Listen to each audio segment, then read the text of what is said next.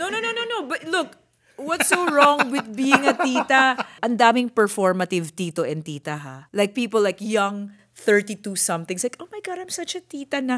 Girl, hindi ka pa tita. Wala ka pang... And let's go. I'm your on-air to online TJ, your Tita Jock Rosel. And I'm your on-air to online DJ, Tito Jock Eric. Yan. Lavish lifestyle, pag-usapan natin. Alright, let's talk about Pero gusto mo lavish pag-usapan lifestyle. natin muna kung ba tayo tito-tita. Okay. One, we are old. So, pwede na akong tawag. No. Hindi, kasi sadali lang, ha. Kasi everybody wants to be a tita now or a tito. It's a badge of honor. Badge of honor ang pagiging tita. Yeah. Ang daming ang performative titas. Like, I'm 32 years old. Like, oh my gosh, I'm eating in Mary Grace. I'm such Meron a akong mga tita. gustong i-drop na pangalan, pero wag na lang. Wag na. Oh. Hindi, pero hindi, di ba? Pag sinabing, I love going to Zara. I'm such a tita. I bought na the gifts. Binili ko na yung mga regalo para sa mga inaanak ko. November pa lang, October pa lang. I'm such a tita. Girl. Hindi naman kami madamot sa pagiging tito-tita. Pero Badge leave it to us first. Yes. Badge of honor ang pagiging tito at tita. Why? Because one, you carry with you the experience, I think. You carry with you the wealth of experience. May dala ka ng, may baong ka na. So, supposedly may laman na. Although, warning din sa mga legit na tito-tita, huwag niyo naman gamitin yun bilang excuse para mang-araro ng idea ng mas nakababata. Correct. Marami akong kilalang ganyan, mga nang-hijack. Yes, porque kasi nung panahon namin, alam mo, kayo kasi ngayon. Mga hijackers. Pero minimum, minsan ganun din tayo. Joke! Minsan lang. Minsan lang. Pero nabanggit mo kanina, a wealth of something. No, because we have a wealth of experience. Yeah. And pagka meron kang bit-bit na experience, nakakatulong yun sa pagbigay ng payo, sa pag-share sa ibang tao, or when you just want to talk about a topic. Pero ibang wealth kaya pag-usapan natin ngayon. Habang Sige sisinghot muna ako. Very Sarap. tito thing. Yeah. Okay, anong wealth Ibang yan? wealth. Wealth. Yaman. Kayamanan.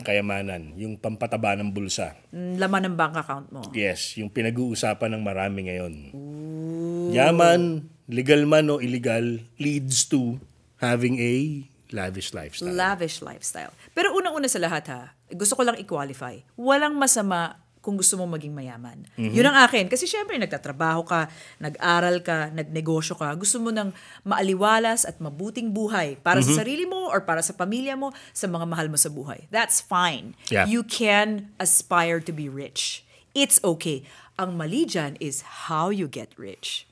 Anong Gusto pa ba needs? ngayon yung, anong tawag doon? Humble brag? May mga nag-humble Oo brag pa ba? naman. Hello, ako kahapon Kasi- lang. Charot. Kasi parang ngayon, brag na lang nalagay. Ay, Diba? alam Hindi mo, na humble eh. Hindi na humble. Totoo yan. Kasi pwede namang iyabang mo yung bago mong bag pero naka 12 months to pay. Wala ka palang pangbili ng bag na yon. Yeah. Kasi gusto mo ngang humabol sa lavish lifestyle. Gusto mo humabol sa lavish lifestyle. Kasi qualified ka na, kasi matanda ka na, parang ganun. Pero hindi lang matanda kasi bata. pati bata. Because, di ba nga, being rich, ano yan may kasamang may kasama siyang parang prestige. So, if you are, let's say, in your 20s, o kaya millennial ka or you're a Gen Zer, diba? Gusto mong mapakita sa mga tao na, uy, ako, komportable buhay ko. And then ngayon, social media, isang ganun lang.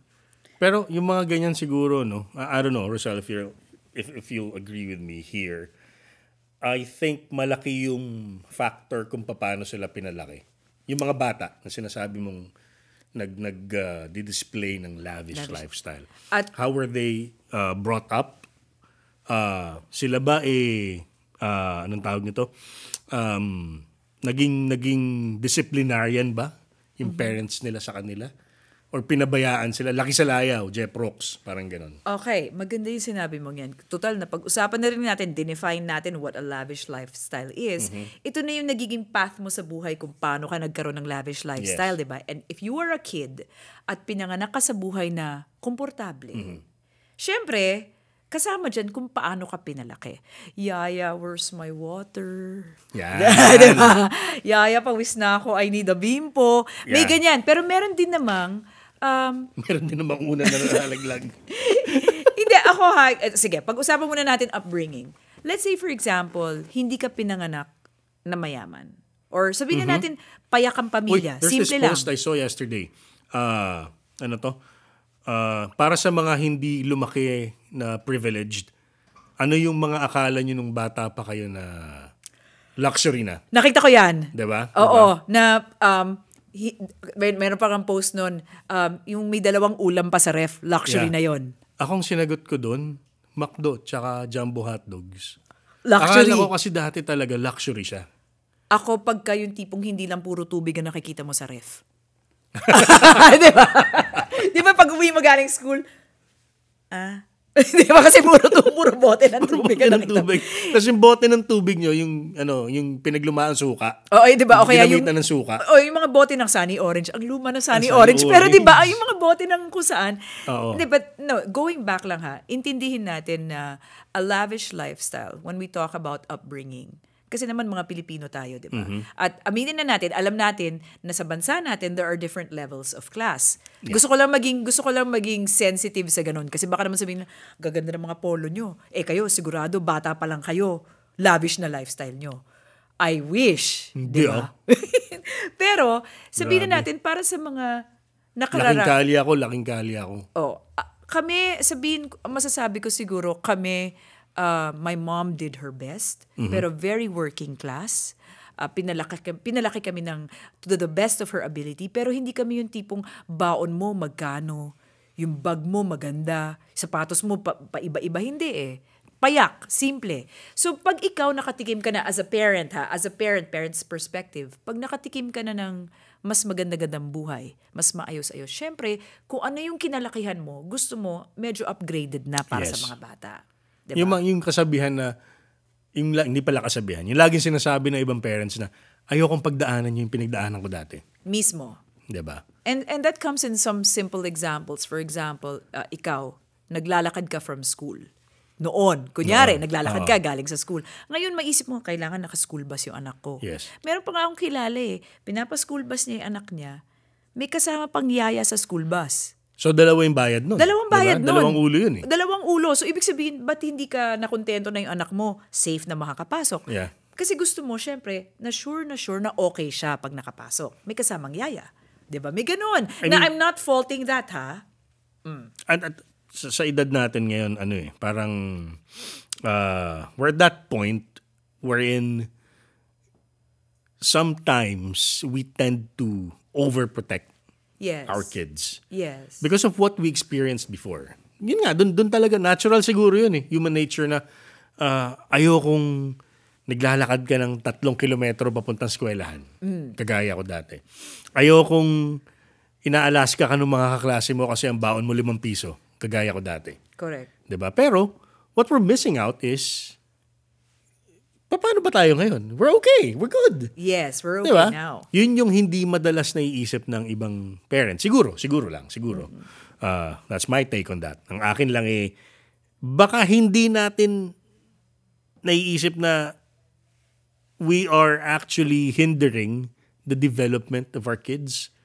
Well, because we're making it too easy for them. Is that what you're saying? Na masyadong madali para sa kanila. Oo. Kaya nga, I think as parents, dapat tayo rin, naglalagay din tayo ng boundaries. You can't, just because, mommy, lahat ng mga barkada ko, ito yung ginawa nila, dapat ako rin. Kumbaga, lumevel ka rin sa sarili mong estado.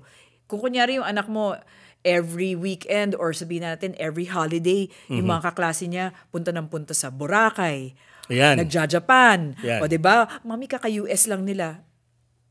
Anak, hindi natin afford yan. Hindi tayo pwedeng, kada may holiday, nasa labas tayo ng bansa. Siguro one good thing na pwede natin gawin sa mga ganong klaseng situation, we explain. Yes. We explain na hanggang kaya natin na itong mga to na talagang nagfo-flaunt ng kanilang lavish lifestyles. Especially, nowadays, ang dami nating pangalan na pwedeng banggitin na mga anak ng taong mayayaman. Yes. Na alam naman natin na yung magulang nilang mayaman, hindi naman talaga lahat nun sa malinis na paraan nakuha yung yaman. Pero, they have the gall to actually flaunt. Yes. At 23, 24 years old, I own this handbag that would cost more than an average Filipino family's bahay. Exactly. 'Di ba? Diba? Meron akong bag, meron akong kotse na pwede nang magpakain ng kalahating barangay. Yes. 'Di ba? Mga ganon. And that's what's sickening. Exactly. It's sickening, especially with younger people na ganun yung nagiging ugali ngayon. And babalik tayo dun sa sa una na nalalaglag. Hindi ko na pupulutin yan. Wag na. Mamaya ka sa akin. Hindi, babalik tayo on how they were brought up. Yes. Diba? So, I think it's safe to say that when kids, hindi naman kids, young adults would flaunt their lifestyle, their wealth, Yeah. in a way na hindi na komportable para sa marami, sa magulang nila babalik yun. Correct. Diba? And also, syempre, I think, just to end that point, kasi ang daming pwedeng maging examples kung paano mo palalakihin ang anak mo. Like I said, putting boundaries. And ikaw rin, as a parent, kailangan example ka rin sa kanila. Mm-hmm. 'Di ba? Na parang, ito lang, kung hanggang dito lang, di hanggang dito lang. You don't overspend or you don't necessarily brag about something na hindi mo naman talaga kaya. So I think it all ties into, para sa akin, when we're talking about upbringing, nandun din yung paano ka as a person. Mm-hmm. Kumbaga yung yung characteristics mo, yung etiquette mo, yung pagiging classy What's mo. etiquette? Yung ba yung nandito sa likod mo? Etiquette. Yung makate. Tingnan mo, yung gugupitin mo. Si mami ang kate. Di ba? Yung paano, ikaw ba, as a person, paano ka kumilos? Paano ka gumalaw? Mm-hmm. Di ba? Just because, or ito na lang magaling kang mag-English. Magaling kang mag-English, does that mean mayaman ka? Does that mean you have a lavish lifestyle? Nag-name drop ka. Diba? Let's talk about being classy. For me kasi, a lavish lifestyle, kung yun naman din ang topic natin, it's not just what things you have, it's also how you present yourself. Oh yeah. Diba? Pero meron boundaries kasi yan eh. I mean, I remember sa mga party, 'di ba? If you get invited to a party, to a formal gathering, 'di ba? Kahit sabihin natin na, uy, lahat ng nandyan, A-listers. Yes. So, lahat ng nandyan, mayayaman yan. Do you automatically bring a +1? Oo nga. Kung ikaw lang yung invited? Kung ikaw lang ang invited. Diba? Ano ba dapat? 'Di ba? Kung ako lang yung nandun sa invitation, syempre, ikaw lang. gusto kong dalhin yung asawa ko, oo, kaya you have... i-message ko yung nag-invite sa akin. Yes, i-message mo. Or, Can I bring can I tag along my wife? exactly. Or kunyari, may nakita kang masarap na ulam sa isang party. Aminin na natin. No, di ba such a tita. Okay. Hindi. Guilty. Alam ko na kung saan ka pupunta eh. Sige, tuloy diba, mo. Kunyari, meron ka nakita masarap na ulam dun sa buffet and hindi naman to, kunyari, hotel buffet, di ba? Binyag. Binyag, di ba? Sa mga, sige. Kung family, pwede mong sabihin, uy, tita, pwede ba akong makahingi? Now, di ba? Kasi pamilya yun eh. Ngayon, pero tignan din natin yung boundaries. Kung kunyari, kapitbahay ka. Yan. Pwede ba humingi ng ulam? Pagka patapos na yung party? Siguro pag in-offer. Para sa akin siguro pag in-offer. Pag in-offer. Or pag nakita mong marami pa dun sa chafing dish na natitira. Di ba? Kasi kung kukonti na lang, pero sa bagay, pag konti na lang, mas masarap hingin eh. Hindi. Uy, akin na lang tong tira. Hindi. Ito na lang. Just recently, nung nagkaroon ng after-school event yung anak ko, syempre yung mga parents nagdala ng donuts, pizza, kung ano-anong pagkain. Syempre maraming tira, potluck. Yan. Nung nakita mong may mga tira, may mga ibang parents, nauna na sa pila, may hawak-hawak. May ziplock sila? May kanya-kanyang Dunkin na hawak. Ay, hindi ba may box na? Okay lang naman. Siguro ang akin lang, tingnan mo lang kung yung pinaka-organizer sabihin, uy, ang dami pang tira, guys, kunin nyo na. Yeah. Diba? That's being, for me I mean, hindi na siguro dapat pag-usapan kung kukuha ka ng walang paalam. Kasi, yun nga, basta pag inalok, okay. Oo. Pag hindi, wait. Wait. Kasi pag bigla kang pumunta dun sa ang timaway. Di ba? Hindi. O sige, sabihin na natin, okay, pagkain. Pero let's say, for example, yung iyong itsura as a person. Mm-hmm. Di ba? Mm-hmm. Ganda-ganda mo, tapos kukuha ka ng maraming ulam. Okay lang ba? Depende sa sitwasyon. Kung Kung kaya mo ubusin, bakit hindi? Bakit hindi? Diba? Okay, now speaking of itsura. Marami akong kilalang maganda pero lalakas kumain. Diba? Oh, maganda! Maganda, yun ang gusto ko. Okay, pag-usapan natin naman, let's say for example, if it's on money. Speaking about money naman, siguro, sa dami or konti ng pera. Pero lavish, kailangan maraming pera, di ba? Ang take ko dito kasi, kung ikaw yung tipo ng tao na medyo struggling pa rin, pero let's say, nakakuha ka ng biglaang ayuda from the Lord. Oh, correct. May big blessing. May big blessing, di ba? Oo. I think it's not proper for you to bigla kang out of the country with your family and enjoy the holidays, post dito, post doon. Teka, ng bakit mga pictures naman na ganun, kung ang dami mo pang obligasyon na iniwan. For example, you owe your let's say kapatid mo. May utang ka na medyo malaki. Yes. Close to 100K, ganyan siguro. For people like me, 100K, malaki na yun. Oo naman, malaki ang 100K. Kasi alam naman natin, yung mga iba. Contractor, di ba? 100K sa kanila. Wala lang, barya yun. Pang lunch lang nila yun. Correct. Di ba? Baka nga hindi pa pan-lunch, Saka di ba? yung mga contractor, di ba? Anyway. Kasi iba 6 million, isang party, hello. Di ba? Yun, pag meron ka pang obligasyon, for example, may utang ka sa utol mo na hindi mo pa bayad fully. And then, kapatid mo na yan, then makikita niya, nag-Japan, kasama buong pamilya, paano yung utang sa akin? Correct. Pero Diba? teka i-qualify ko yan. Kung kunyari, pinaghirapan mo yung pera mo, pinaghirapan in a very honest way, ha? Okay, hindi mo kinuha sa masamang paraan. Tama, bakit ka bibili ng bagong, sabihin na natin kanina, pinuna ko rubber shoes mo. Ganda na rubber shoes mo, di ba?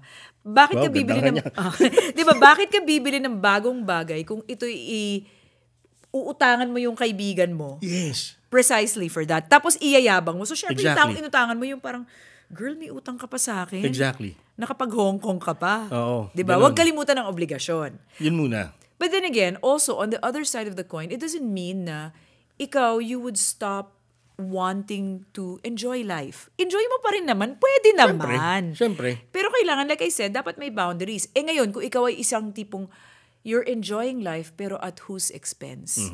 Dahil sa mga taong ninakawan mo? Or kunyari, balik na lang tayo sa upbringing.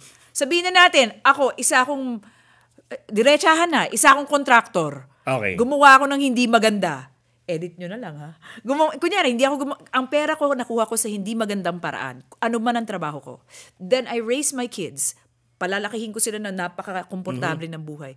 Tapos yung mga anak ko, kitty post. Lalo na if they're of the age, ha? Kitty post sila na, I'm in Europe partying with friends, chuchu.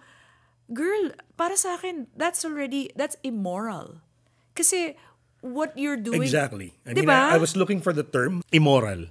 I think that's the right one. Kasi... Immoral. Totoo. Immoral talaga. Hindi kasi pag nakita mo, ang dami-daming taong lubog sa baha. Ang dami eskwelahan na hindi that don't get Natapos. built. 'Di ba? May bridge May mga estudyante pa rin nagkaklase under the mango tree. Exactly. Tapos Panahon pa natin may under the mango tree na hanggang ngayon may under the meron mango pa tree rin, 'di ba? Yung parang diba? ano ba? Tama na. So parang for us, like sa ating mga karaniwang tao na we open our phones, we see someone like that, syempre nakakagigil yun eh. Tsaka, ang naalala ko bigla, if you're one of those people, yung binanggit ni Rosel kanina, if you're a nepo baby. Hindi totoo eh. In whatever form. Isisisi ko pa rin talaga sa magulang mo eh. If you're a nepo baby, kung ano yung ginagawa mo ngayon na sinasabi ng ibang, ang walang yan naman ito. Kaya napakayabang, nepo baby naman. Pero isisisi ko pa rin dun sa magulang mo. Bakit? It's the way you were brought up. Babalik at babalik ako dun. Correct. Babalik at babalik ako dun. Nilunod ka nila sa maling pagmamahal. Habang maraming nalulunod sa labas. Yeah, exactly. Because you were made to believe na okay lang yan kasi marami tayong pera.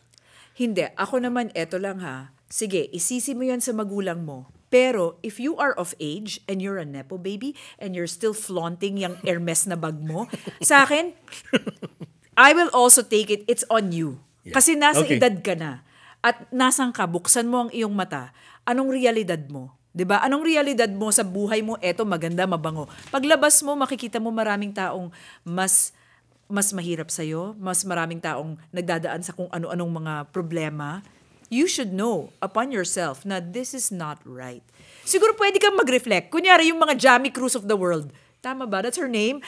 Yung mga Jamie Cruz of the world, di ba? Mag-reflect ka. Kasi nga, I'm sure si girl nasasaktan din. I mean, okay, it's hard when everybody bullies you online. Pwede ka namang mag-reflect eh. Pwede mo rin isipin na, wait, what am I doing wrong? Or what is wrong dito sa nangyayari sa akin? Pwede ka namang magbago o pwede mo namang take a step in the right direction. Pero kung hindi ka nagbago or you don't take steps to rectify what you did in the past, yun ang issue ko. Hindi ka na, 'di ba? For example, last na we have one of the richest or the highest we have one of the highest taxpayers na artista, hindi na siya nag-artista ngayon, who is definitely a nepo baby. You have Chris Aquino. Oh, yeah. 'Di ba? You have Chris Aquino who's a kuwangko, 'di ba? Landed ang pamilya, mayaman, definitely nepo baby kasi nga mga kuwangko mayayaman yan. Yep. But then, you take it upon yourself. Anong mga responsibilities ko? This is not to say I'm a Chris fan Hindi ako Chris fan noon. Medyo ngayon slight na. 'Di ba? Pero 'di ba, ikaw mag-iisip, ikaw magre-reflect, ano ang gagawin ko sa position na 'to? For me to be socially responsible. May mga artista din ganun. Kumikita ng malaki pero responsable sila. Yeah. 'Di ba? Yun lang ang akin. Pwede naman eh. Ang akin lang, if you're gonna take that route, I'm gonna take pa rin yung sisi sa parents. Siguro if you're one of the, sino to? Si Jamie Cruz. Jamie Cruz of the world. Ako naman, if you're one of the district engineers of the world, buti na lang, nakalimutan ko yung pangalan niya ngayon. Marami ako naaalala. So, sana bago mo kinuha yung hindi dapat sa'yo. Sana bago mo inisip na, uy, kikita tayo dito ng malaki.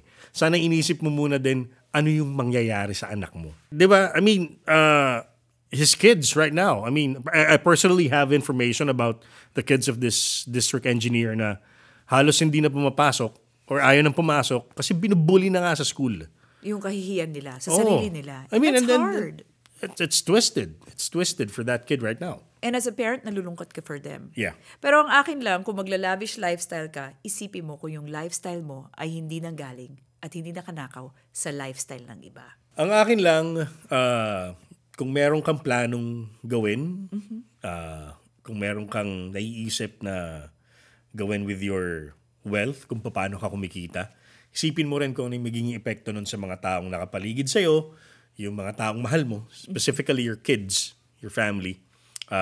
Malaki yung magiging epekto niyan. And for lavish lifestyles, siguro keyword hanapin mo sa Google, what does the Bible say about lavish lifestyles? Yan. Pwede yan. Gawin mong inspirasyon yon, di ba? Kasi yun naman talaga, that's our ultimate guide to everything. So, kung wala doon, huwag mong gawin. Di ba? Tama. Alam mo naman eh. Di ba? Alright, so maraming salamat sa pakikinig. Kung ano man ang definition mo ng lavish lifestyle or meron kang magandang comment sa topic na to, we want to hear what you think. Gusto namin makita, mabasa, mapakinggan ang inyong mga opinion. Just comment down below. Yes, correct. Comment down below. You can just leave us a comment and it will definitely join the conversation dahil hindi lang naman kami ang point, ang akin lang kayo rin meron. Yeah, at syempre, may marami pa tayong pag-uusapan sa susunod. So make sure present pa rin kayo sa susunod naming pagsasabi ng Ang akin lang.